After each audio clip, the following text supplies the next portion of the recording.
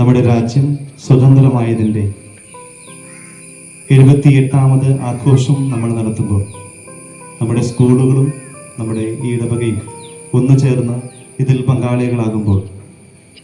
ഈ നല്ല ദിനം എല്ലാവരുടെയും മനസ്സിൽ എന്നെന്നും സൂക്ഷിക്കുവാൻ, ഒളിമങ്ങാതെ കൊണ്ടാടുവാനായിട്ട് സാധ്യമാകട്ടെ എന്ന് ആദ്യമേ തന്നെ ആശംസിക്കുന്നു. വന്ദേ വന്ദേ മാതരം, വന്ദേ